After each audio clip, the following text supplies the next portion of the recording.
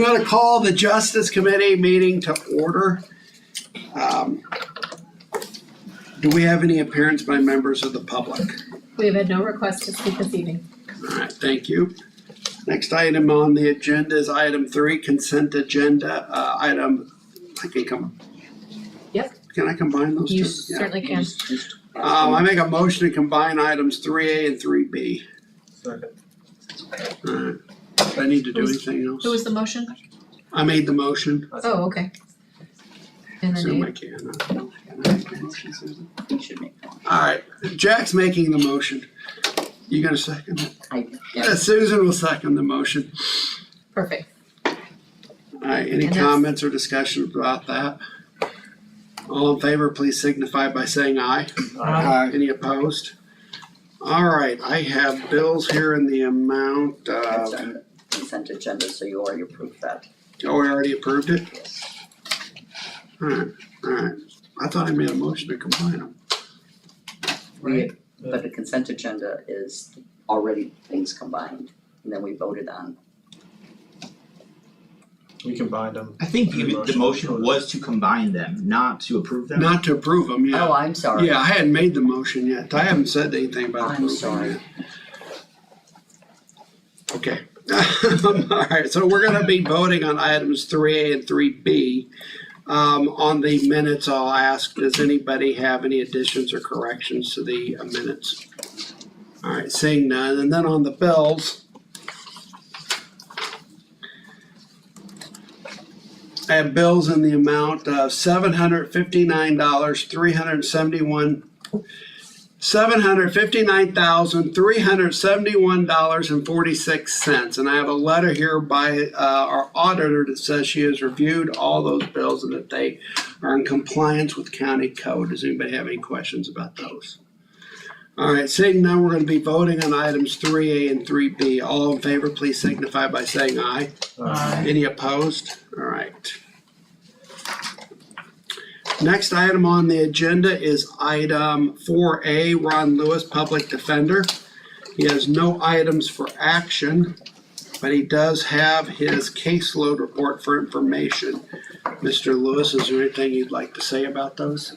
Nothing about those, the standard report, nothing interesting.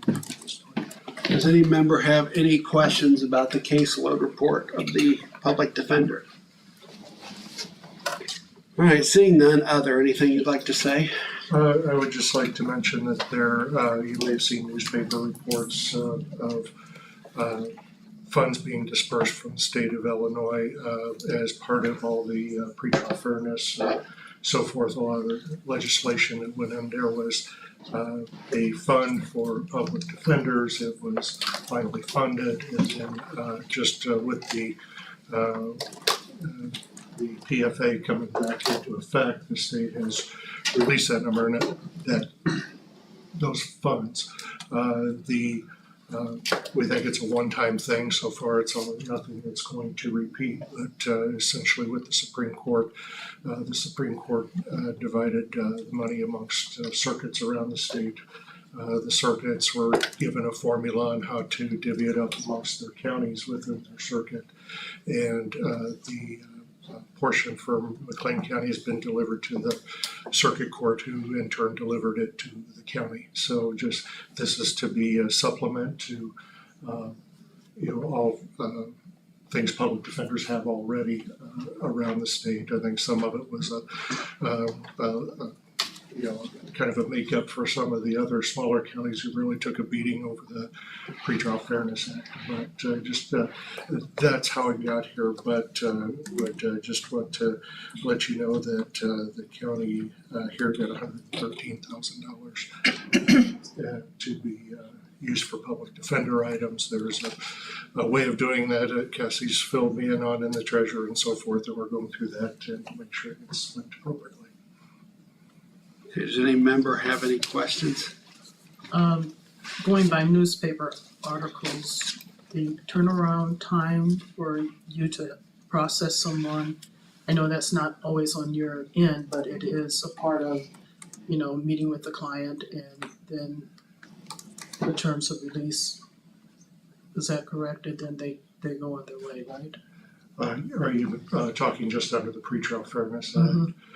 Yes, there's kind of an order of things of doing things that's either detainable or it's not detainable. If it's detainable, then yes, there, depending on the level of offense, determines whether a hearing is held within 24 or 48 hours. There are also hearings on release on conditions. There's some where people come in, they are brought into custody, but they are also being released, but the court is giving them conditions like, show up for court, have contact with certain people, things like that, depending on the nature of the case. Any other member have any questions? All right, seeing none, thank you, Mr. Lewis. Next item on the agenda is item 4B, Suzanne Montoya, Court Services Director. We have no item for action, but we do have an informational report. Court Services Adult Juvenile Division Statistics. Ms. Montoya, is there anything you'd like to say about those? Standard monthly statistics. Does Anyone any have any questions? member have any questions? All right, seeing none, anything you'd like to say? No, thank you. All right, thank you. Next item on the agenda is item 4C, Erica Reynolds, McLean County State's Attorney. We have no item for action. We do have the State's Attorney's caseload and forfeiture fund reports. Ms. Reynolds, anything you'd like to say about that? No. Does any member have any questions? All right, seeing none, anything else you'd like to say? Nope. All right, thank you. Thank you. Next item on the agenda is item 4D, Don Everhart, McLean County Circuit Clerk. We have no items for action. We do have the Circuit Clerk's monthly statistical reports. Mr. Everhart, is there anything you'd like to say about those? I don't believe we provided this month's report, did we? There's gonna be two in November. Two of my staff members experienced a sudden loss of a family member. They weren't able to be in the office to finish that up, so we'll get that to you next month.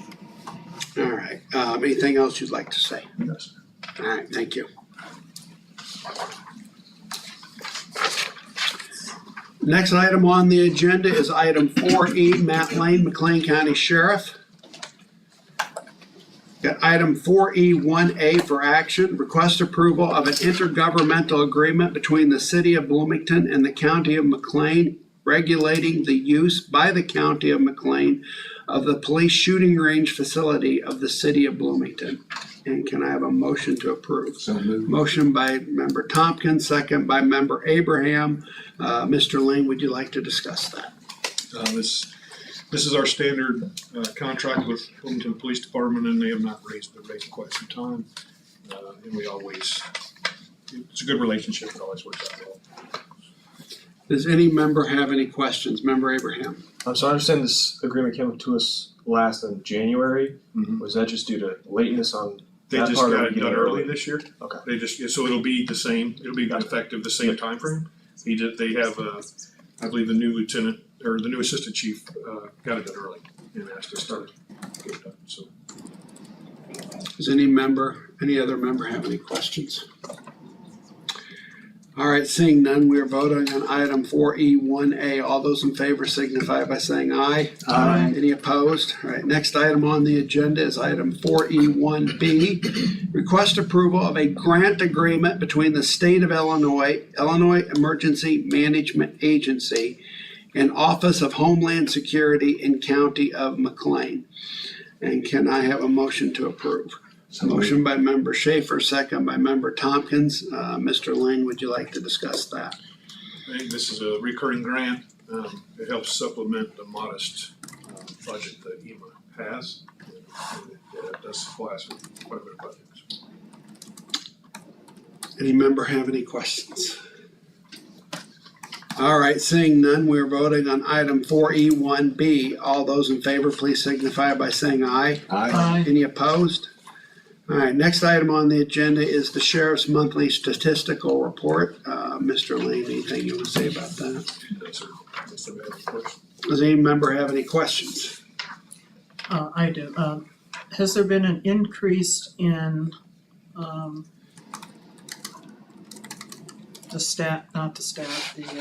the people that are being processed, since we don't have this, staying in the jail, holding them. So a lot of, there are, it's probably just slightly less than it was before. A lot of offenses you can still process people on and let them go then from the jail. So there's cite and release, and then there's arrest, basically arrest and release.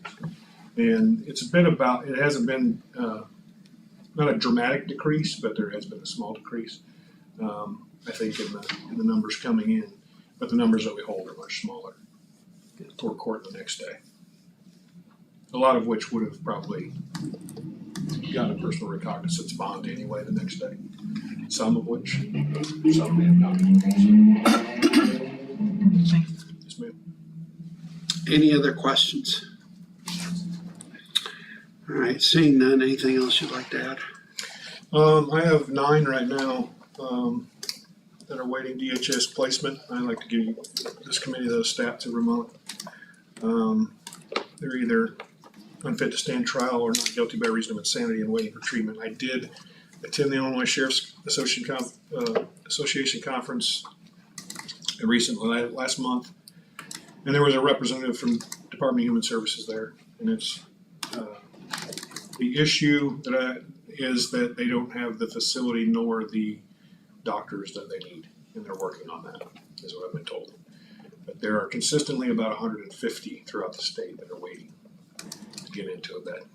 And as soon as one opens up, there's probably 3 more to take that person's place. So I don't know that there's, and I know that they're aware of it, they're working on it, but I don't know there's necessarily a solution anytime soon. Does any member have any questions? I've noticed an increase of homeless people in the downtown area. And I was leaving a meeting at Representative Chung's office today around 1 o'clock, and you had about 5 squad cars there just to handle one individual. At the courthouse, by the courthouse. Was it Bloomington Squads, ma'am, or was it? It was Bloomington, but it's just that it was a mental situation, you could tell by the screaming and yelling. But it's, seems like every time I'm downtown, it's just something happens, The problem is increasing. It is. It's not getting any better. And, honestly, folks, our community does a very good job at trying to help the mentally ill, at trying to get them the help that they need. But it's just increasing at a rate faster than what I think that we can handle at the moment. And we don't have beds for people. There have been instances where we've had mental health patients in our jail waiting to get sent to DHS that have been then found fit because of our counselors and whatever treatment we can provide. And then they go back, they get released. And they're back on the street. Which is a success story sometimes, and then other times, if you don't have someone there to help them with their medication and make sure they take it, they're back in. But there have been some success stories there, but that's not. We want to help people all we can, but that's not the primary function. They should be getting that treatment from DHS. Well, I appreciate what you are trying to do, but it's starting to be noticeable, especially in the early mornings when you're traveling from one end of the town. People sleeping on the ground. Yes, ma'am. Quite often. The county administrator, Jewett. I just wanted to bring to the attention of this committee that our behavioral health division under the leadership of Director Kevin McCall is coordinating with the State of Illinois Administrative Office of Illinois Courts to apply for a statewide AOT grant. That's outpatient treatment for those types of individuals that you were just discussing, and so that is in the works. It certainly is not only one strategy that will need to be employed to resolve this problem for our communities, but it is a step in the right direction. So we are looking at that and trying to address it from a variety of directions. Member Schaefer. And there are always those individuals that don't want any help. That's correct. That you know, no Because matter what usually- you do, Right. they're not going to accept help in any way. Correct. We don't have the same options as DHS does. We can't administer the medicine they do. Some of it we can, some of it we can't. But we work very hard to make sure that those folks are taken care of while they're in our care. Any other questions? Anything else? I don't believe so. All right, thank you. Thank you, Sean. Next item on the agenda is item 4F, Molly Evans, Children's Advocacy Center Director. We have one item for action, item 4F1A, request approval of an emergency appropriation ordinance amending the McLean County fiscal year 2023 combined annual appropriation and budget ordinance. And can I have a motion to approve? Motion by member Abraham, a second by member Bell. Ms. Evans, would you like to discuss that? Really just trying to clean up this year's budget a little bit. These are some smaller grants or contributions that we received, so just getting them in the budget. Does any member have any questions? All right, seeing none, we're voting on item 4F1A. All those in favor, please signify by saying aye. Aye. Any opposed? All right, next item on the agenda is an item for information, the monthly reports. Ms. Evans, anything you want to say about them? No, I'm happy to answer any questions you might have. Does any member have any questions? All right, do you have anything you'd like to say? Nope. All right, thank you. Thank you. See here, mostly. I do not see Will tonight. All right, we don't have anything on there anyway. If you have any questions of Will Scanlon, you can talk to Will Scanlon or the county administrator. There you go. Item 4H. Kathy Yoder, McLean County Coroner. We got one item for action, item 4H1A. Request under section 108-43F, parens 2, parens lowercase b, parens 3 of the McLean County Code to authorize the county coroner to offer a salary above that identified in section 108-43F, parens 2, parens b, parens 3. Can I have a motion to approve? So moved. Motion by member Bell, a second by member Tompkins. Ms. Yoder, would you like to discuss that? So, sorry, I have a bit of a cold, it's not COVID, so, but, I have a, internal candidate, cause my chief deputy she's, Do we need to go into closed session if we're gonna talk Yes. about If you're gonna particular talk people? specifics. well, I would just like you to approve. Yeah, we already read what it is. Okay, well then, Do we Yeah. still have to go into closed session, cause we Only if you have questions. I don't Yeah, have any does anybody questions. have any questions? so do we approve it for the? Well, we can just, they don't want you to say anything about anybody listed in the memo. Okay. So if we don't have any questions, I guess we could vote on it, couldn't we? All right, I guess we're voting on it. All right, we're voting on item 4H1A. All those in favor, please signify by saying aye. Aye. Any opposed? It's passed. All right, next item on the agenda is item, monthly report. Ms. Yoder, anything you'd like to say about your report? No, but I will say that, we have this week, we seem to have an increase in overdose deaths. So my concern is that there's a bad batch of heroin out on the street right now. So that is just concerning again. So it kind of is cyclical and then, but it's very sad. It's very sad. Does any member have any questions? Member Tompkins? Doctor, is there any on the toxology portion of these autopsies on these overdoses that there might be a trace chemical that could be found to be linked to a certain location perhaps, or? No, I mean, that's a great question, but no. But we usually work close with law enforcement to see if there's a trend in a certain area of where perhaps someone may be purchasing the drug that it's linked to something else. In addition to, we're gonna be getting more counties coming to McLean County to do for their autopsy services, as Champaign County is losing their forensic pathologist in December, so some of those counties are now coming to McLean County, so we're gonna even be busier. That was like 4, wasn't it? Yeah, when Sangamon County, yeah, so we're gonna go back up again, cause Sangamon County, their forensic pathologist had moved and then for a year, then he had come back.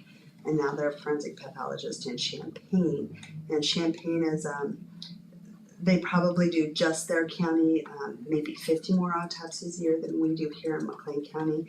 I'm not sure where Champaign may go to Sangamon County, but the surrounding counties wanna come to McLean County, so. Yeah, so we'll get busier. I get it. So thank you for everything. Yeah, any other questions? Anything you'd like to say? Okay. Anything else? No. Okay, thank you. She's the first one up for our budget presentation. Oh, yeah, so all it would be right, okay. appropriate That works to out great, have her doesn't stay it? put. Well, don't move. That's what Cassie said. All right, for next item on the agenda is item 4I1A. Request approval of fiscal year 2024 recommended budget for the general fund 0001, coroner department 0031, investigations and inquest program 0038. And can I have a motion to approve? Motion by member Abraham, a second by member Bell. County Administrator Taylor, how would you like to address that? Well, if I may, I have a short PowerPoint presentation for all of the departments under the Justice Committee's oversight. And when I'm done with their section of the PowerPoint, I will turn it back to the committee and the department head, or I can answer questions as needed. Okay. That works? Yep. All right. So for those of you that are new to this committee, the primary responsibility of the McLean County Coroner's Office is to investigate all sudden and unexpected deaths that occur within the county. Secondary responsibility lies with the Coroner's Office ability to provide morgue and autopsy services to those counties who do not have their own facility or pathologist of their own. As you just heard Coroner Yoder speak to that with the deficit of pathologists in the state of Illinois. These services are provided for a fee and result in revenue being produced for McLean County. Compassion, professionalism, public service, and fiscal responsibility to the citizens of McLean County are priorities at the coroner's office and with her and her staff. So her 2024 recommended budget shows you in a pie chart there that 57% of her total budget is salaries, 6% supplies, 36% services, and then 1% is capital assets or projects. These are projects that are not inclusive of any ARPA funding that we have set aside for any of these departments. So this is just within their own general fund budget. So within the coroner's office, overall, the budget increased 7%. We had a $900 increase in photo supplies and film production. That was due to new cameras and the need for new cameras. We had a 22% increase in software licensing agreements for the services that they use, those software services that are necessary. $1,000 increase to indigent burial expenses due to difficulty for families who are in need of those services. They budgeted $5,800 to replace desks, and then we have $2,500 to replace an aging refrigerator that's in the morgue. So those are the highlights that we're pointing out. If there's any other questions about her budget, I'm happy to answer. Have a seat. So 758.0001 autopsies. Could you discuss a little bit of what that actual fund entails? And then also talk about why we're increasing from 160,000 to 200,000 when we haven't even hit the 160,000 mark. Do you want me to answer that? Sure. We're gonna hit that mark. Okay, we are. So, yeah, that's Dr. Dutton's pay, so, which is, his current, pay is less than out of Cook County. There's only 400 forensic pathologists nationwide, so if we don't start getting, Dr. Dutton, who makes considerably less than the surrounding counties of, Sangamon County of Nate Patterson, I think he does 3,000 there, or 3,000 for each autopsy, and I think, Shipping Val, who was Champaign, who now quit to go to Cook County, was making a considerable amount more. Dr. Denton has been really great to McLean County for not raising his salary. You do not want to lose Dr. Denton. So the autopsy fee is reasonable and accustomed for someone who's not only a forensic pathologist, which is went to medical school, he's delivered babies, and then he actually is a board certified forensic pathologist. But, some of those medical reviews he does not charge us for, which the medical reviews are for decedents who do not need a formal autopsy, but rather we look at the records if there's a fall. So I don't know if you realize we've done some research in the coroner's office and have been published at Mennonite College Nursing related to the fall deaths, which 87% of our falls are 87 and above people, and that actually improves healthcare outcomes when we talk about why we have armbands in the hospital, why we have no skid rush, right? So it's research and improving healthcare. And Dr. Denton does that a lot for us, if that makes sense. Sure, absolutely, Yeah, Thank you. so his price Is this is the going last up one? just to be competitive and to keep him here in McLean County.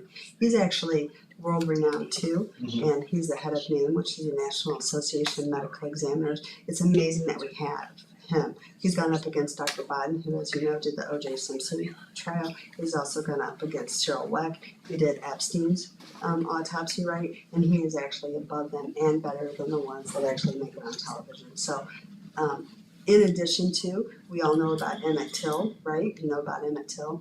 Emmett Till's justice wasn't brought to him until the late 1999, I think, around there. Dr. Denton actually had his body exhumed up in Cook County and brought justice to Emmett Till that he was beaten. So what I'm saying is, you want to pay to keep Dr. Denton here. And we are outstanding, and we are the center hub for forensics in McLean County. That's why the price is going up on Dr. Denton. I would like to know if he knows about the O.J. Simpson trial. I mean, would you? So what I'm saying is, he is I think amazing he knows, yeah. of what we have here in McLean County. And he does a lot of teaching for the University of Illinois, so residents come here and learn how to better take care of somebody, because when you say you have an 80% occlusion of your heart vessel, you don't understand what that means until you dissect a human body and really realize how tiny those arteries are and how you want to have better health care. And therefore he puts out family practice physicians that are actually better physicians because they have seen autopsies and by the education that Dr. Denton has given to those residents here in McLean County. So he's an asset. So it's paying what he's worth. That's why the autopsy money has gone up. Anything else? That's all. Come on, she dares you. She dares you to ask one more question, all right? Does any other member have any questions? Are we good to vote then on item 4I1A? Okay, we're gonna vote on item 4I1A. All those in favor, please signify by saying aye. Aye. Any opposed? All right, next item on the agenda. Okay, You need the record to show that she just came to the position. Oh, yeah, all right.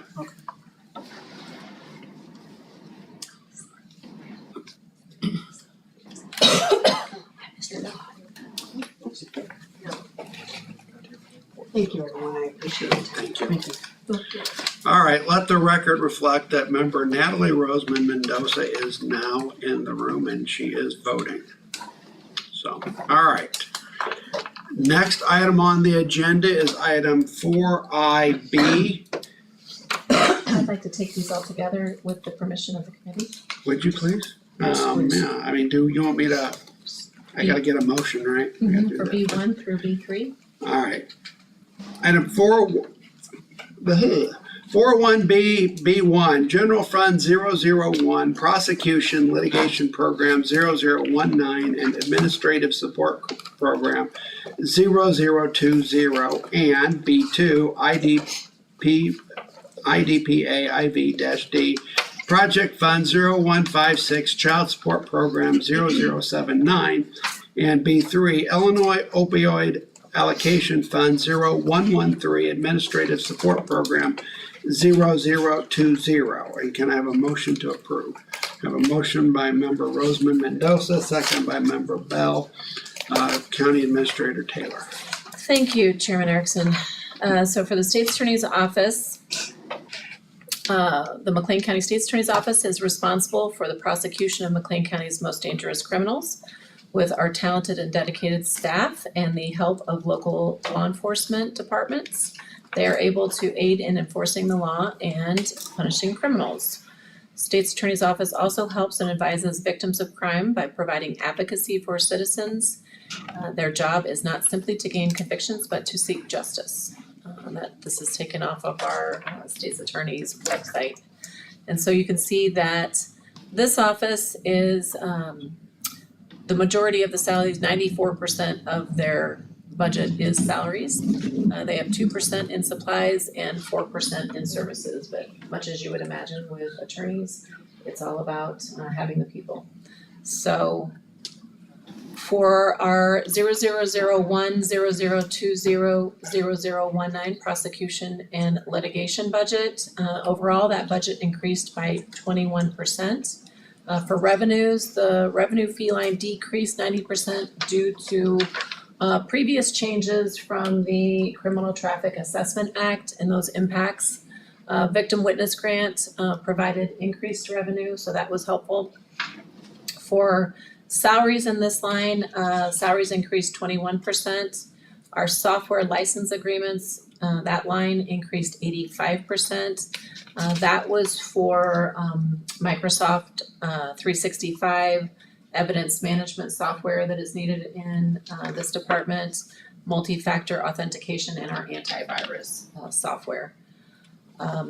And the equipment rental increased 34% due to adding another printer to our Watts contract, which overall is a savings as opposed to having a separate printer on its own. For the administrative support line 0001, 0020, 0020, overall budget increased by 4%. The majority of those increases occurred in salaries and our health insurance. For child support, that is the State's Attorney's Child Support Title 4D program. Overall budget increased by 9%. There were 8% increases in salaries and health insurance. Health insurance increased by 22% overall. In the Illinois Opioid Allocation Fund, this is a special fund 113. This is not administered by the State's Attorney's Office, but the State's Attorney's Office was integral in getting these funds to the county. And because these funds touch all of the departments within the county that focus on opioid remediation, we felt that this was the appropriate place to put this budget. But administration will be assisting the state's attorney in managing the budget funds. So we have been receiving funds, I'm not gonna read this whole slide to you, but we have been receiving funds through this settlement, through the National Opioid Abatement Trust distribution. And we are scheduled to continue to receive funds through 2038.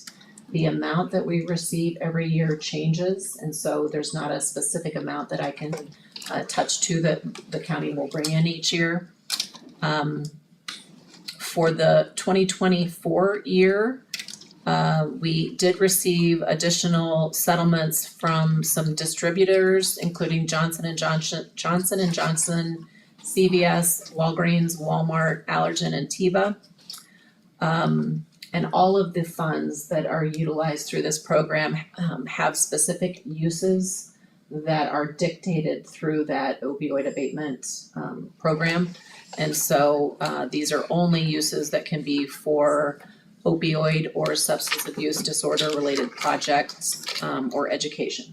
So we are budgeting $180,000 total for 2024 for this fund.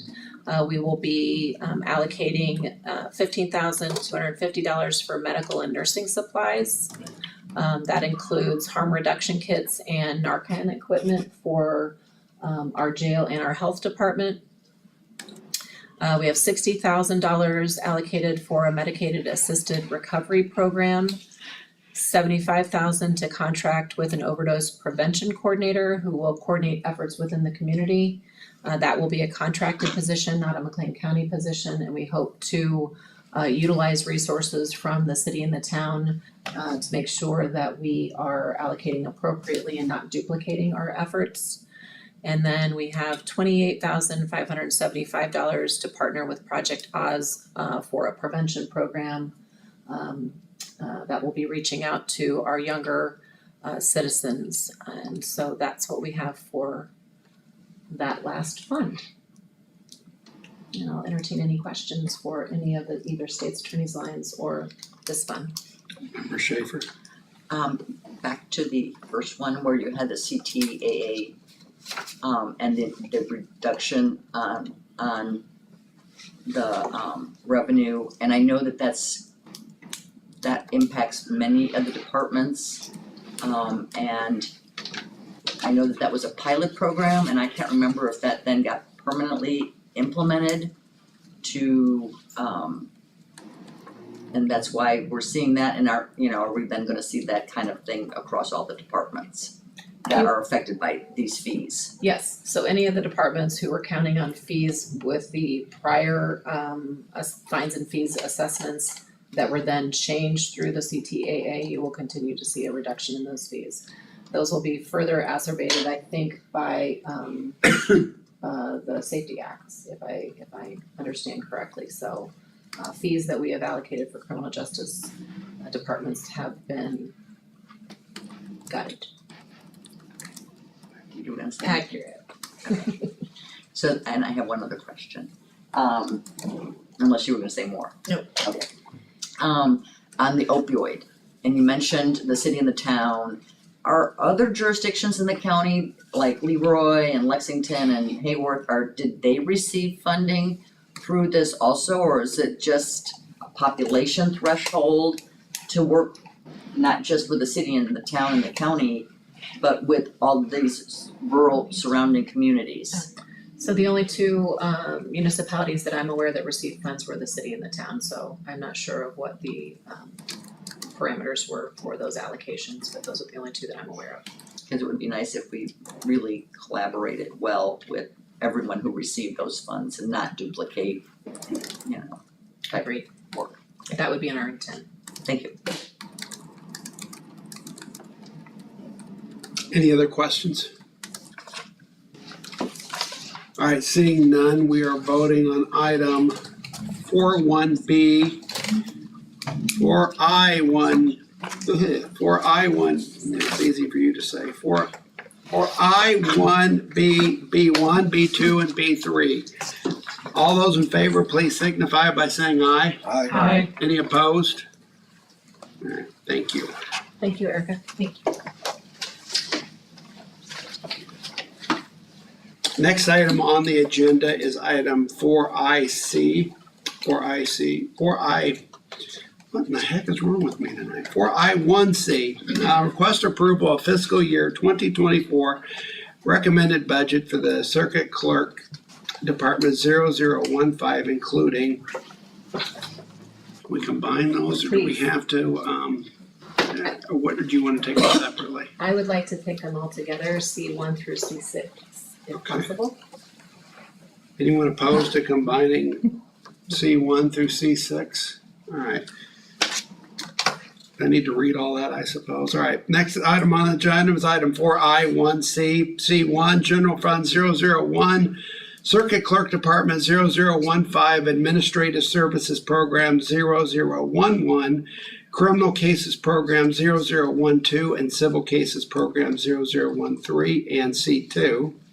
Circuit Clerk Operation and Administration Fund 0138, Circuit Clerk Department 0015, Administrative Services Program 001, and C3, Circuit Clerk Automation Fund 0140, Circuit Clerk Department 0015, Automation Program 0014.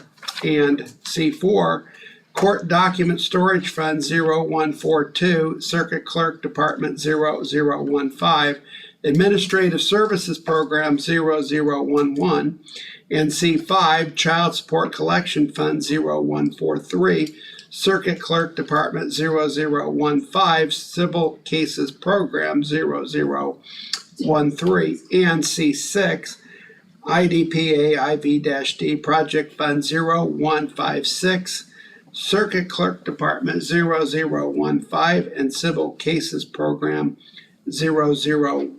And can I have a motion to approve? Motion by Member Abraham, a second by Member Bell. County Administrator Taylor. Thank you, Chairman Erickson. The Circuit Clerk's office is the administrative arm of the Circuit Court, or the Circuit Clerk is, I guess.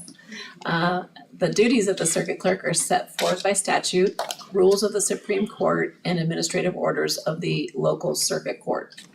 The Clerk of the Circuit Court of McLean County is, by law, the official keeper of records of all judicial matters brought into the Circuit Court of McLean County. Other duties include gathering and reporting statistical data to various law enforcement and state government bodies, and receiving and dispersing fines, fees, and costs collected as a result of court actions. The mission of the Office of the Clerk of the Circuit Court of McLean County is to serve the citizens of McLean County and the participants in the judicial system in a timely, efficient, and ethical manner, and I believe they do so very well. Their budget is 96% salaries, much like the state's attorney's office. 3% of their budget is in supplies. We have a little tiny sliver there that is in services, less than 1%. And currently we have no capital asset projects in this budget for this fiscal year, upcoming fiscal year.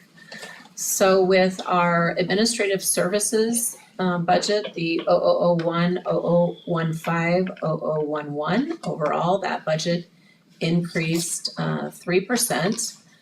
Services increased. There are increases in salaries and health insurance, and I believe this line also had a slight increase in dues and membership costs. For the 0001, 0015, 0012 criminal division, their overall budget had a 9% increase. The fee revenues remain the same as in 2023. Their interest on investments increased. That's based on 6 CDs that will mature in 2024. And the only expense in that budget is their salary category. Looking at my notes, I see that last year we had a larger budget actuals for street value fines, and that was elevated in 2023 actuals due to a large bond that was applied. So those are trending how we would expect, but we did have a little blip up in last year. Salaries for that division increased by 5%. I think that's it for that department. Then in our civil division, 0001, 0015, 0013, the civil division had an overall budget increase of 6%. Increases were in salaries and in health insurance.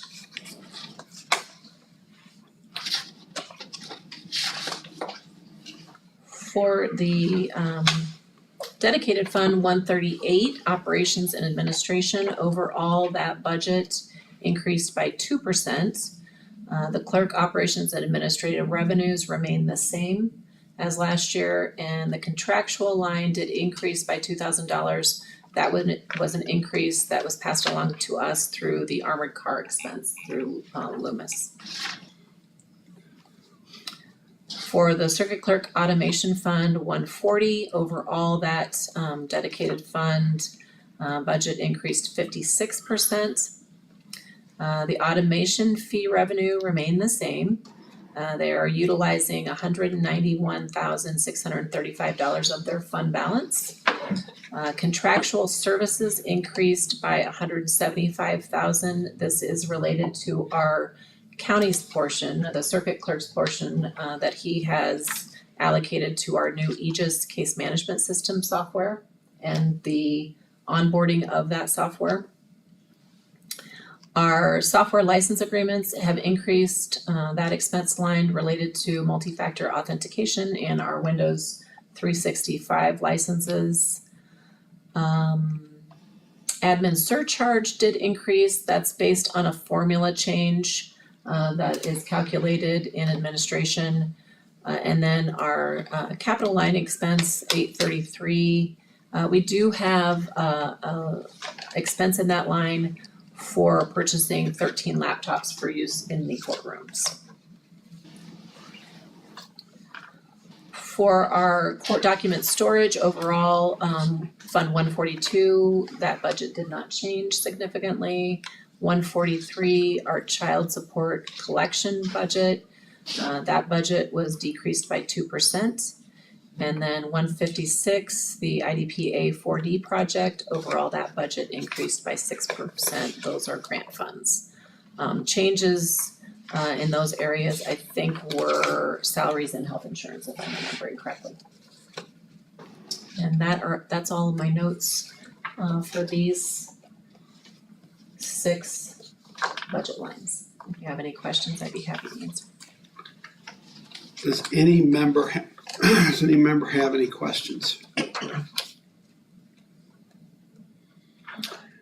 All right, seeing none, we are voting on item 4I1C, C1 through C6. All those in favor, please signify by saying aye. Aye. Any opposed? All right, thank you. Thank you, Don. Next item on the agenda is item 4I1D, request approval of fiscal year 2024 recommended budget. The Children's Advocacy Center, Fund 0129, Children's Advocacy Center Department 0062, including D1, Children's Advocacy Program 0021, and D2, CASA Program 0097, and D3, Multi-County Services Program 0101. Does the county administrator want to take those all together? At the pleasure of the committee, I would appreciate that. Does anybody have any opposition? All right, can I have a motion to approve? Motion by member Tompkins, a second by member Roseman Mendoza. County Administrator Taylor. Thank you, Chairman Erickson. The CAC budget overview, the Advocacy Center is where children are brought when there has been an allegation that a child may have been sexually abused, seriously physically abused, a witness to a major crime, or a victim in human trafficking. The CASA program trains community volunteers to advocate for McLean County abused and neglected children who have been removed from their biological family and are placed into foster care. And you can read more about those program specifics by looking at the CASA webpage. The overall budget for the Children's Advocacy Center is 68% with salaries, 10% with services. Fringe benefits are 20% of the program, supplies are 19%. And I don't see anything listed on that pie chart. It may have been too small for capital assets. But I will also remind you that this budget is, the vast majority of this budget is grant funding that the Director Molly Evans works tirelessly at obtaining. I believe we have 12 different grants at this time. Yeah. So these are mainly grant funds that we're speaking of. So the first line is 0129-0062-0021. This is for the Child Advocacy Center. There was a 20% reduction, a 13%, $20,000 reduction, which was 13% in the VOCA grant. We had a $20,000 increase, which was 59% increase in the Violent Crime Victim Assistance Grant. 41% increase, which amounted to $46,125 for the DCFS Child Welfare Grant. And then for expense lines, we had an increase in the non-major equipment line for docking stations and monitors for staff. There was, in the purchase of computer equipment line, $5,000 was budgeted for new laptops for staff. Contract services line, which is in the 700s, decreased by 89% due to a contract change with one of the outside counselors. And then our software license agreement lines increased $3,300 for expenses for all the software licensing that they need for that department. So that's Canva, Zoom, Office 365, and multi-factor authentication. Our electric, water, and gas expenses have remained the same for this budget. On the CASA side of things, which is account 012900620097, the VOCA grant CASA funding remained the same. DCFS grant decreased by $5,000. The violent crime victim assistant grant increased by $17,688, and child protection network revenue remained the same. For expenses, all those expense lines in those different grant funds were adjusted to the new grant totals. We did have increases to costs related to volunteer training and the classes that are required for that training. As you can imagine, it is extensive when you're working with children. We have advertising on billboards, which was provided by the DCFS grant. And then for non-contractual, we have gas cards for, it's for the CASA volunteers because they receive no salary or reimbursement for their volunteer services. Yes. The advertising on billboards, is that under 701.001, advertising / legal notices, that extra $1,000? Let me find it. First dot under services for CASA. I just need to get to the right page. Bear with me a second, Member Abraham.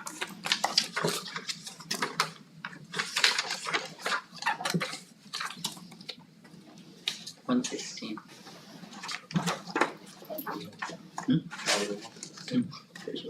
Yes. So yes, that is the first line under services on page 116. No plans to continue that advertising? If Depends on the money. I mean, that's the only way we would be able to do it. We haven't done it since I've been on board in 5 years because we've never had funding for it. So when we looked at our budget this year, it was something we're always trying to get creative on ways to find volunteers. So if we're able to do it and have the funding, if any of our grants change, then that would be something that would be gone so that we can continue to pay staff.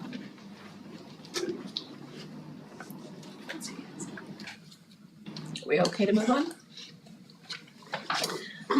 Then the last account in this grouping is the 012900620101, the multi-county accounts. So this is providing services to both DeWitt County, CAC, and Livingston County, CAC.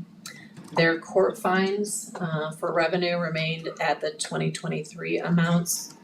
The VOCA grant and the DCFS grants in these lines decreased by 23%. DCFS grants increased by 28%. And so this expense lines in these categories increases were found in salaries and fringe benefit lines.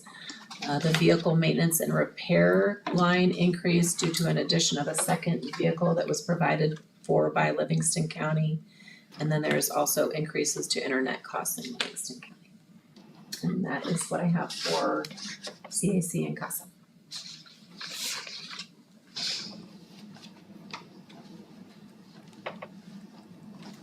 No questions?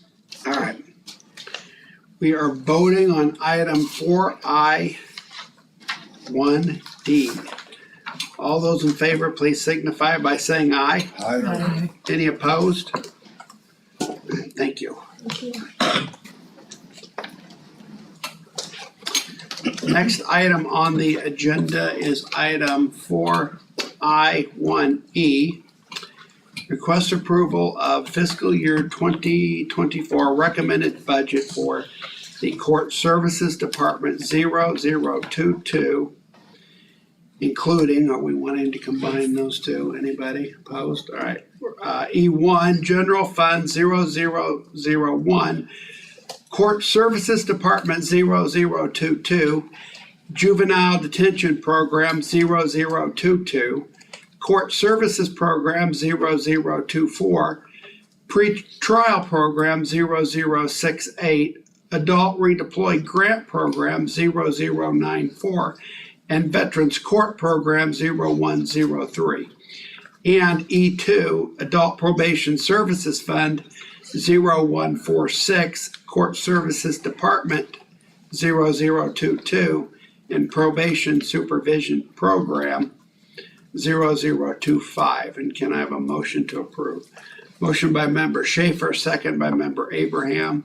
County Administrator Taylor. Thank you, Chairman Erickson.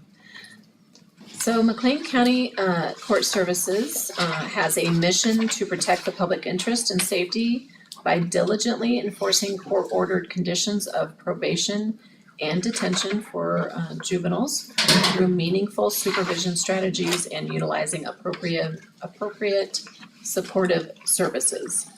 Their pie chart indicates that 88% of their overall costs are for salaries, 3% for supplies, and 9% for services.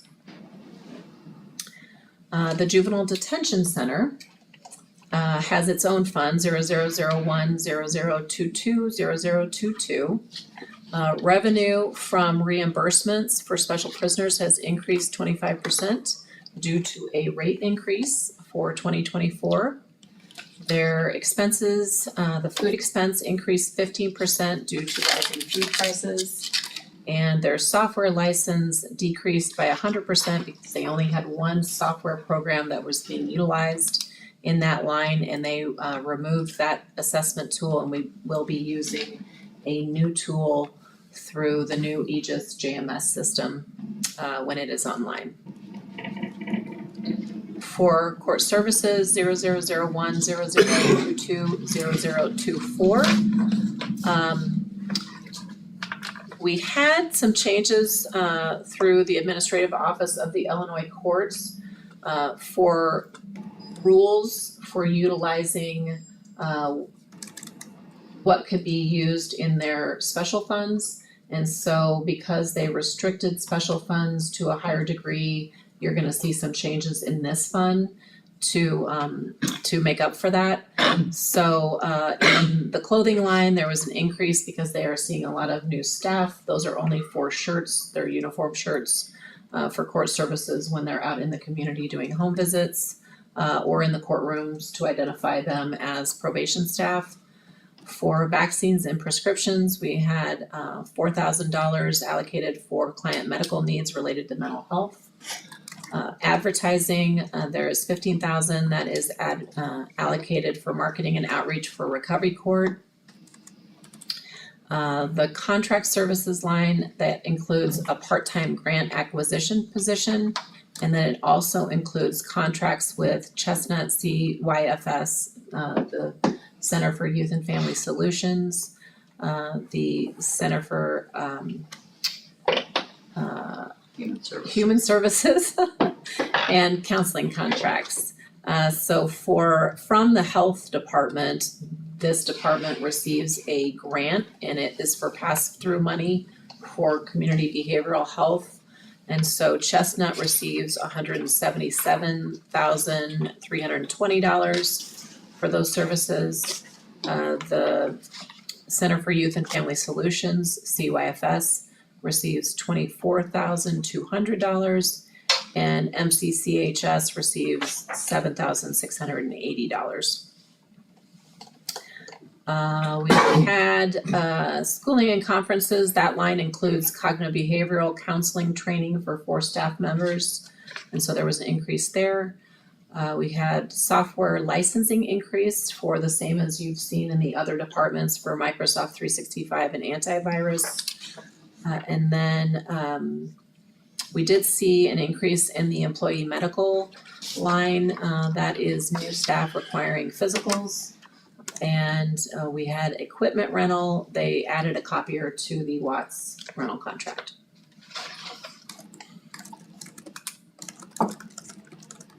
For the next budgeted account, 0001-0022-0068, this is our pretrial services unit. Overall, their budget increased by 12%. And those increases were due to salary and health insurance changes. We did decrease the telephone costs in this fund. The county, court services did not require as many mobile phones for this division, so they reduced that budget. Court services also has several grants. The adult redeploy grant, their budget increased 15% due to increase in grant funding. The grant funding will provide fuel for home visits. They increased supply lines. They're buying 2 tablets and 2 cell phones for home visits. There was an increase in drug testing materials, training for staff. That was included in that grant. And then for our Veterans Treatment Court grant, this grant has been in operation, I think this is the 5th year.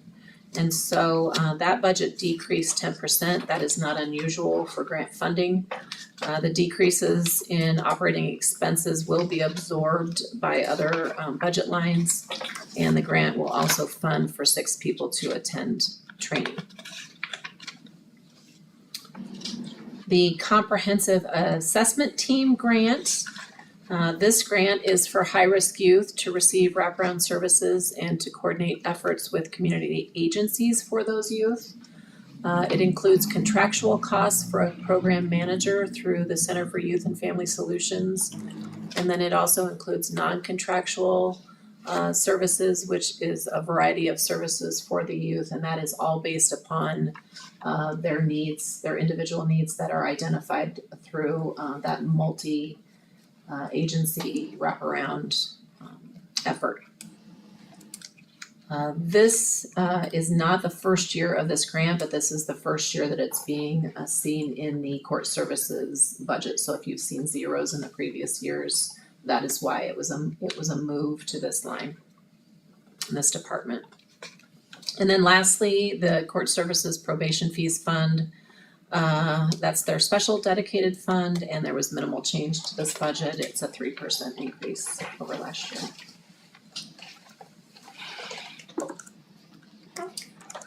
I'll entertain any questions. All right, seeing no questions, we are voting on item 4I1E, E1 and E2. All those in favor, please signify by saying aye. Aye. Any opposed? All right, thank you. Thank you, Suzanne. Next item on the agenda is 4I1F, request approval of a fiscal year 2024 recommended budget for the General Fund 0001, Public Defender Department 0021, Public Defender Services Program 0023. And can I have a motion to approve? Motion by member Abraham, a second by member Bell. County Administrator Taylor. Thank you, Chairman Erickson. The Public Defender budget overview indicates that we have 86% of their budget going to salaries, 1% to supplies, 13% to services. This office provides attorneys to indigent clients in the courts of McLean County as mandated by the U.S. Constitution, the Illinois Constitution, and Illinois law. And I have Ron Lewis, our public defender, with me here tonight. The public defender's budget overall increased by 13%.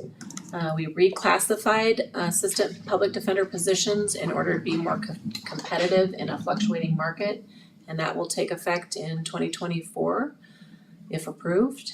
The books line, it did increase for cost of subscriptions going up. The operating office supplies line increased. There is a greater need for digital media discovery. As you can imagine, with all of the body cameras that all of our law enforcement are utilizing these days, all of that discovery has gone up. And so they required more hard drives and more compact discs to go through discovery in that process. Copy machine expenses and equipment rental, that increased because they again, like some of the others, are adding a printer to our Watts rental contract. And then notary fees went up just because the state increased their fees. And that's all I have for this question. Any member have any questions?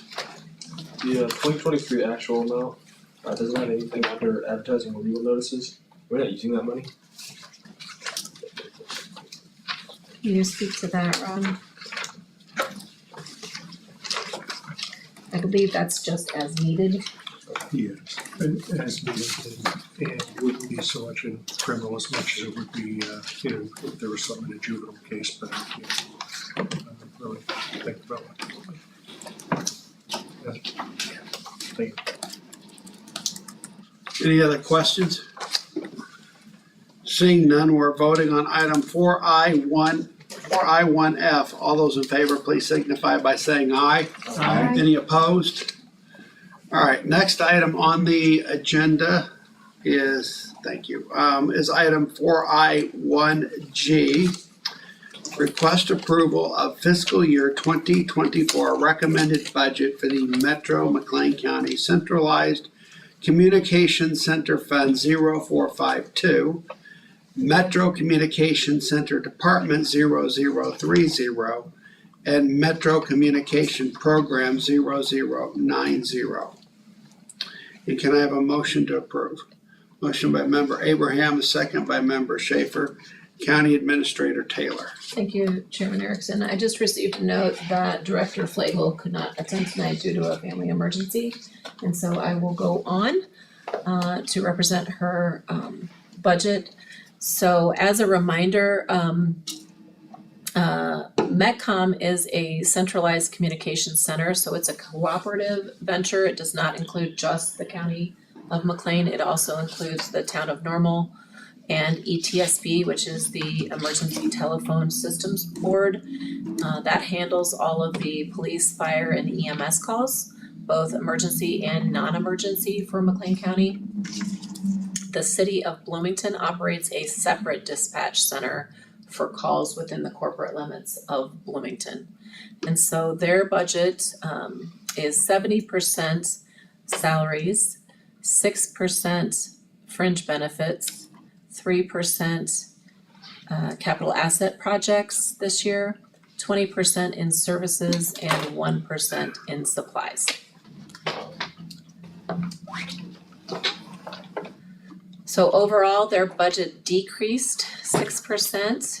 They did have a 14% increase in non-major equipment for desk equipment and computer accessories, such as monitors. They did increase their schooling and conference line. They have a lot of brand new staff in METCOM, and so that line increased. Their director and the staff will attend national and state conferences when they're able. It will also be used for staff training courses for their telecommunicators. So part of the overall budget decrease in this line was because some of the expenses that were previously encumbered in this budget were able to be moved to the ETSB responsibilities. And so when possible, they shifted those there. And that's it. It's a pretty simple budget. Does any member have any questions? Member Abraham. 0743.0001 on page 148, radio communication equipment maintenance. Last year, we budgeted for $34,000 roughly, and we ended up spending around $475,000, and now we're decreasing that budget. Is there any like particular reason why we're decreasing that? It seems like we should be increasing it. So I do know that the Metcom department is going through a major change with their software. Mhm. And with that change, I believe they had some increased costs that they had to, that was more of an emergency funding situation in 2023. And so I believe that with the new software and the new changes to that system, they feel that they were not in need of all the funding for that line, as well as some of those funds moved over to the ETSB budget. Thank you.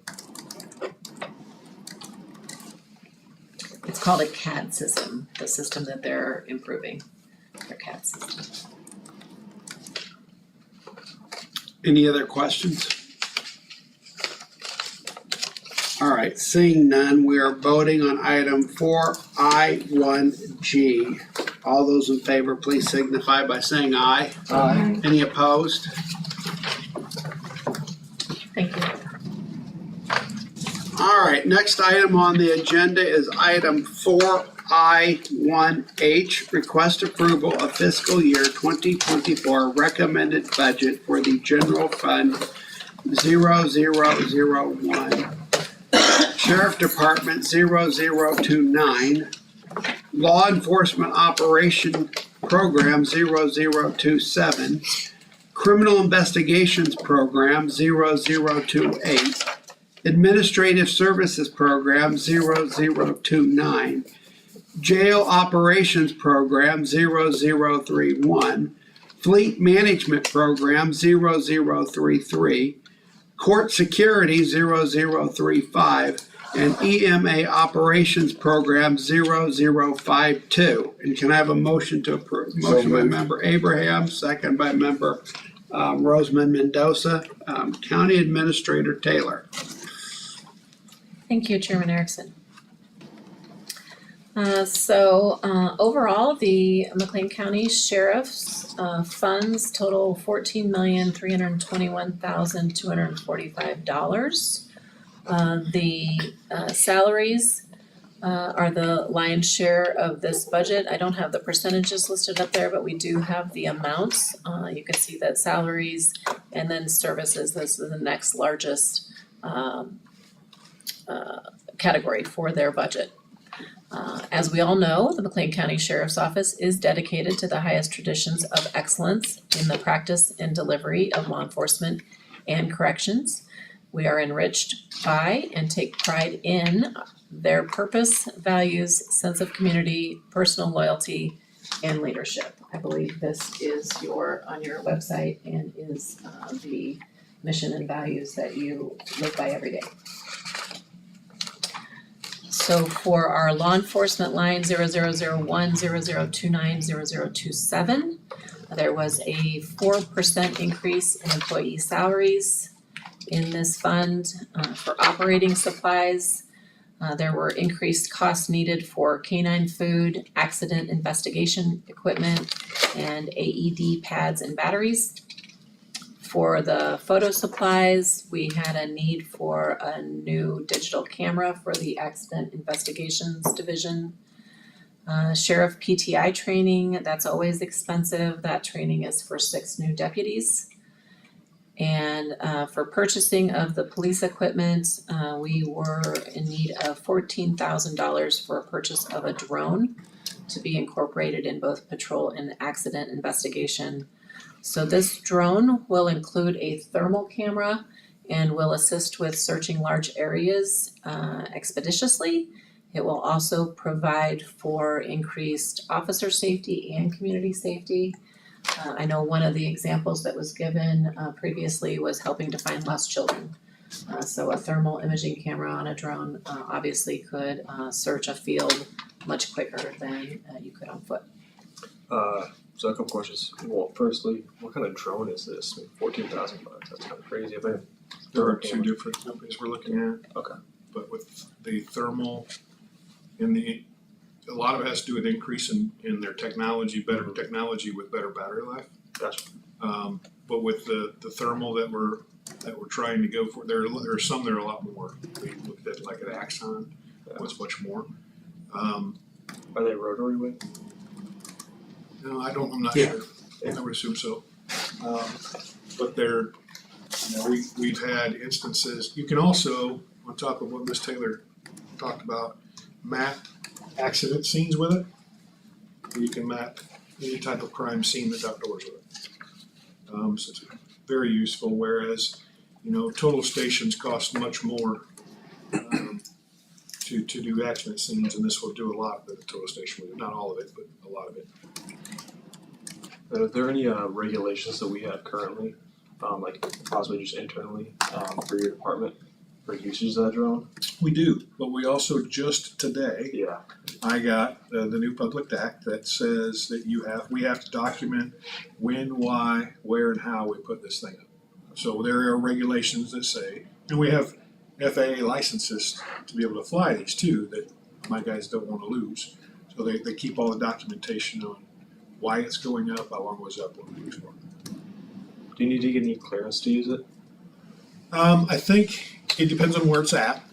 We do. I don't think every time we launch it, we need it to get permission, but within a certain area from the airport or any airstrip, we have to get clearance.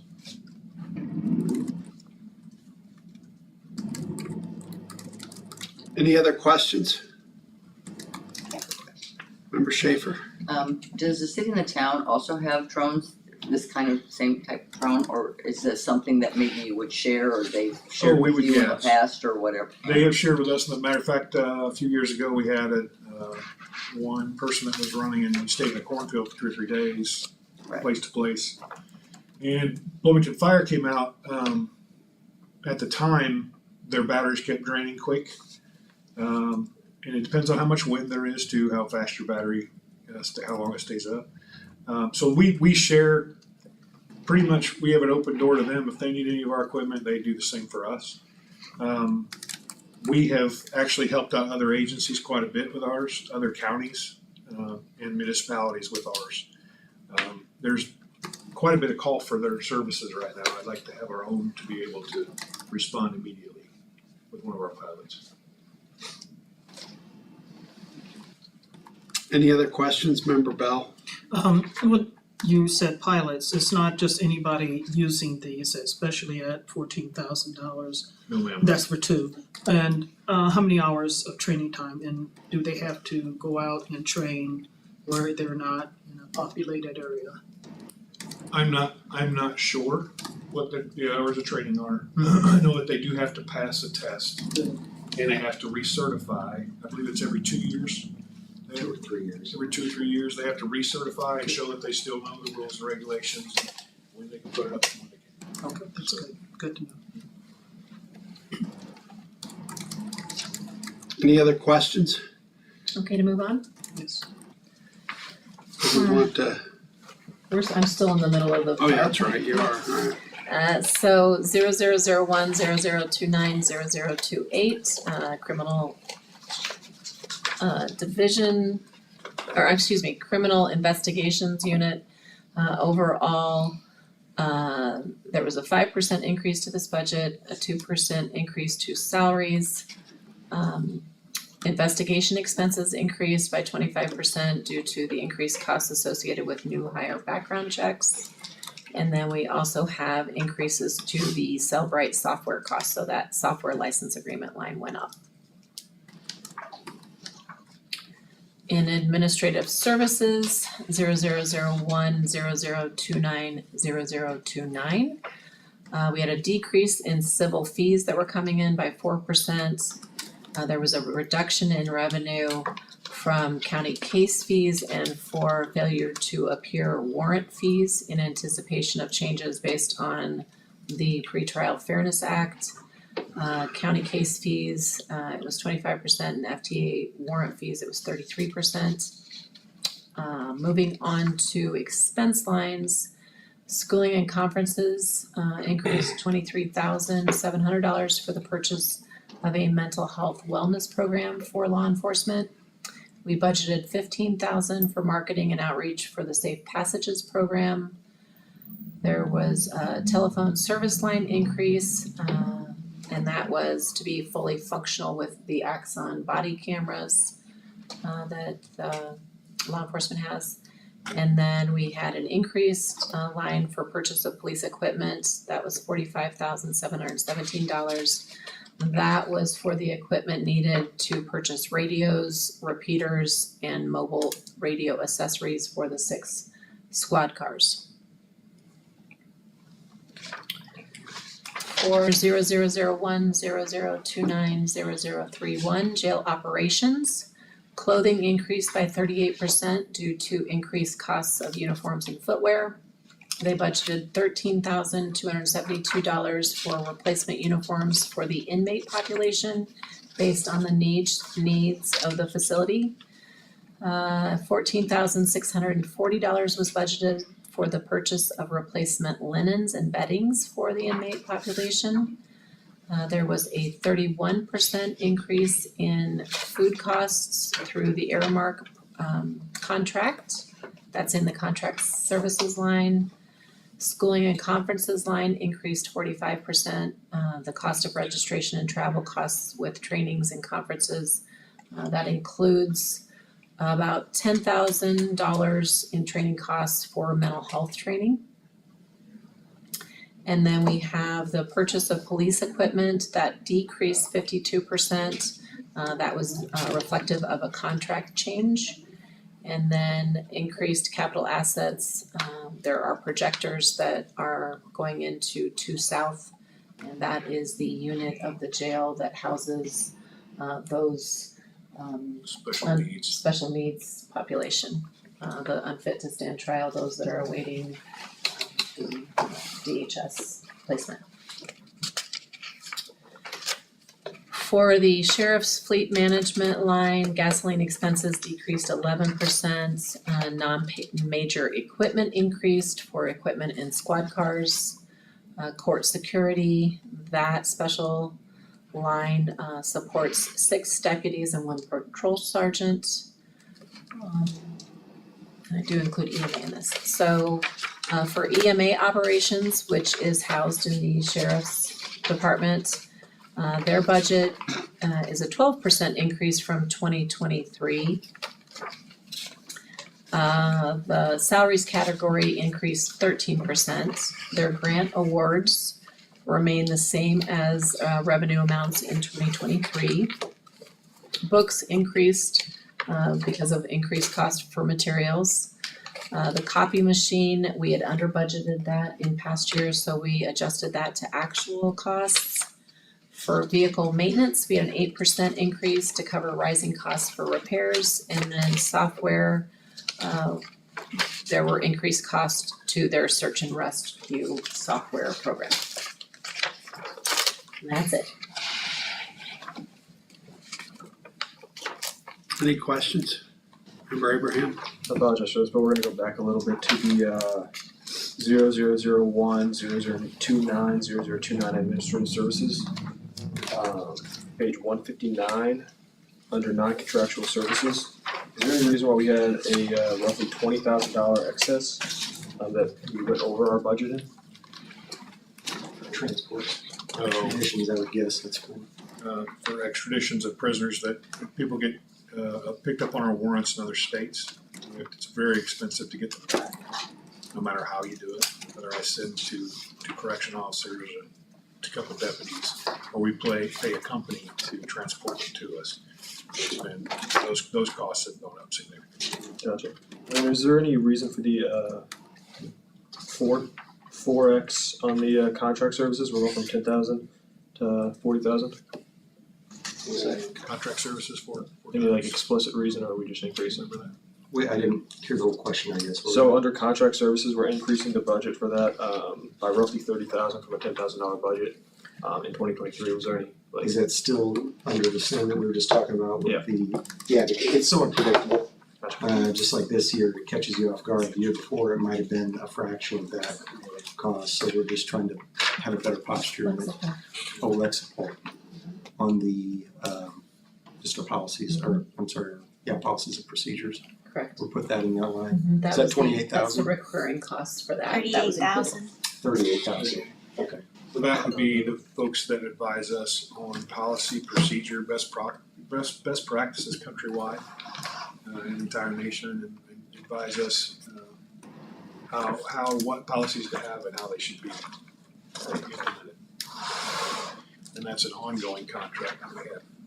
So they've actually they're helping us revamp every single policy we have, to get them up to date.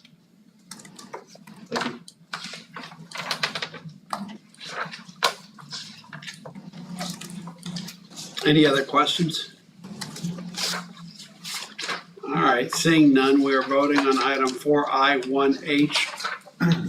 All those in favor, please signify by saying aye. Aye. Any opposed? All right.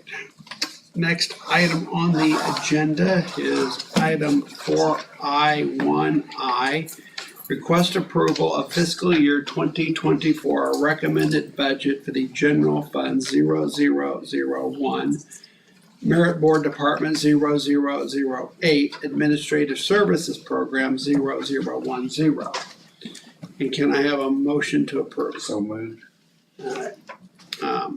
And a second by Member Bell, County Administrator Taylor. Yes, so this too falls under the Sheriff's Department, but I don't think you realized that it was here. It is a very simple budget. The Sheriff's Merit Board is established by statute, listed there. The membership consists of 5 members appointed by the sheriff. Overall, this budget was only increased by 2%, and that was due to salary increases. That's it. Any questions? Member Tompkins. Yes, sir. Is there a rotation on the board? Do those come up for appointment every year or 2 years, et It's cetera? 2-year appointment, and they do come up sporadically depending on who it is. It does. Any other questions? All right, we're voting on item 4I1I. All those in favor, please signify by saying aye. Aye. Any opposed? All right, next item on the agenda is item 4I1J. Request approval of fiscal year 2024 recommended budget for the general fund 0001, Jury Commission Department 0018, Juror Selection and Administration Program 0017. And can I have a motion to approve? So moved. You got a motion by Member Roseman Mendoza, second by Member Abraham. County Administrator Taylor. It was Roseman Mendoza and Abraham? Yes. Thank you.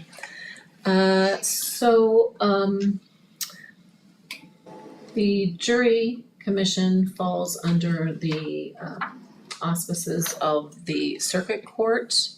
And so Will Scanlon prepared this for us in previous years to just kind of explain the administrative organization of the court's process. It's an interesting slide in the interest of time. If anyone wants to look through it in greater detail, I can provide that for you. But you will see in the green second line down under the public defender is the jury commission, which we're talking about first. So this budget line 0001, 0018, 0017 jury commission, the overall budget increased 21%. Salary expenses accounted for 15% of the overall increase, and then postage rate increases were 44% increase from last year's budget. It's a very simple budget. It handles the jury pool for any of the juries that we live in McLean County. That's all I have for that. Will Scanlon is not here tonight, so I'll be covering his budget. Does any member have any questions? All right, seeing none, we're voting on item 4I1J. All those in favor, please signify by saying aye. Aye. Any opposed? All right, next item on the agenda is item 4I1K. Do we want to? Yeah, can we take these all together, combine K1 through K3? Yes. Everybody in favor, right? So we got item 4I1K, request approval of fiscal year 2024 24 recommended budget for the Circuit Court Department 0016, including K1, General Fund 0001, Circuit Court Administration Program 0016, and K2, Neutral Site Custody Exchange Fund 0170, Neutral Site Custody Exchange Program 0106, and K3, Law Library Fund 0506, Law Library Program 0015. And can I have a motion to approve? Motion by Member Abraham, a second by Member Schaefer. County Administrator Taylor. Thank you all for your attention. I know some of these budgets go long. So the Circuit Court budget overview, the Circuit Court is provided funding from two sources. State funds finance the mandatory arbitration program, as well as salaries and benefits for judges and court reporters. And then the second is county revenues in order to maintain a productive organization. Judges and their staff work closely with the county board and county administration in areas of office automation, personnel management, and budgeting. Their pie chart looks a little different. 44% is for salaries, 6% supplies, 48% services, and then 2% capital asset projects. So 0001, 0016, 0016 court administration, their overall budget increased by 20%. They had contract service line increase of 45%.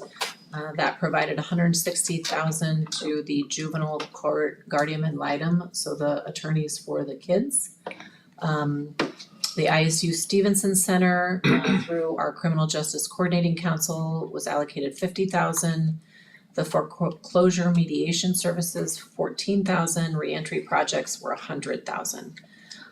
So for software licensing agreements, that increased by $2,897. That was again Microsoft Office 360, the Duo multi-factor authentication program, and their EMS. Then non-contractual services increased 57%. That was for language interpreters. The court is responsible to provide any interpretation that is needed in the court system. And then they had $30,000 budgeted to replace some office desks. Another question? Yeah. So under non-major equipment and supplies, 0621.0001, What page are you on, sir? 183.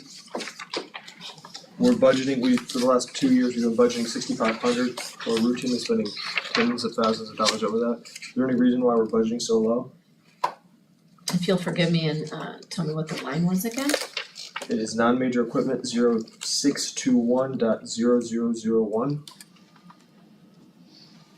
Cassie, Mhm. we had that grant for the technology equipment and the desks and everything. And that was included in this line. So this line, I've just heard from Kathy Dreyer, thank you for the assist. They received grant funding mid-year and from the Administrative Office of Illinois Courts, and the last couple of years they've received grant funding during COVID for automation projects for the courts. So those expenses went into those lines, so they are inflated in those previous budget years. But the grant funds did come in to cover those costs. I had a question regarding the ISU Stevenson Center. Mhm. What is that? So the Illinois State University has the Stevenson Center that works for projects for community good. And we have contracted with Dr. Frank Beck for several years. He's a professor at ISU, but also works for the Stevenson Center doing data analytics and project analysis for the courts. And so the Criminal Justice Coordinating Council, apologize for all the acronyms in the slides. The Criminal Justice Coordinating Council, which is made up of our judiciary, all the members of the criminal justice system, as well as community partners, they will identify projects that need review, and then they will give information in our EGIS system, our electronic integrated justice system to Mr. Beck, and he will provide that review and So that's it for his Okay. professional analysis, not for some kind of rent or something. correct. Right. It's for contract services for him to analyze our data. Yep. I could have said them more succinctly, probably.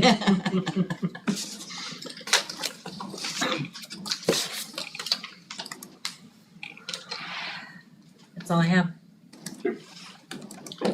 We are voting on item 4I1K, K1 through K3. All those in favor, please signify by saying aye. Aye. Any opposed? All right, next item on the agenda is item 4I2, items to be presented for information, other, anything? The only comment that I have to the committee is we will be back in our normal space in the new dais next month. So I appreciate your flexibility in moving us to this room for these meetings, especially budget meetings that are difficult to review. So thank you for your consideration of that. We'll be back in a new space. Please peek in the windows to see, give it a look, because it looks nice In November, right? in November. Told you it was gonna be Thanksgiving. But we'll be here, we'll be in there for the county board meeting. Correct. I'm hoping This month. this month for county Okay. board. I'm hoping for executive committee this month, but all the committee meetings this week are in here. That's my only note. Okay. All right, any other business and communication? Yes. Yes, Member Schaefer. I'm, for the last time in this meeting, I'm going to give my plug for the the Community Behavioral Health Forum, which is on Thursday, October 19th. And it's at ISU. You have until October 9th to register to get a free lunch. After that, you won't get a free lunch. And free parking, and there's more information about that on the website and how to register. Gonna be very good, and there's a track, a law and justice kind of track, and attorneys can get CLEs for attendance at some of the sessions. They have to pay a fee. But CLEs, all CLEs, right. yes, you know, if you wanna get some CLEs, Chuck, you can come to this. All But there's right. also gonna be CEs and CEUs for educators and other professionals, so that information is on, I believe, the Carl's website. Or is it on ours? As to what professionals can get credit, That's on the Carl website. it's on the Carl website. So if you go to the Carl website, you can check out what potential credits you can get, I believe it's educators, counselors, and attorneys. yes. And you get a free lunch. And if you register by October 9th. And free parking. And CLEs, all right. Yeah. Anything else under other business and communication? All right, our next meeting will be Tuesday, November 7th, 2023. Hopefully in a new spot here. And anything else? All right, we're adjourned.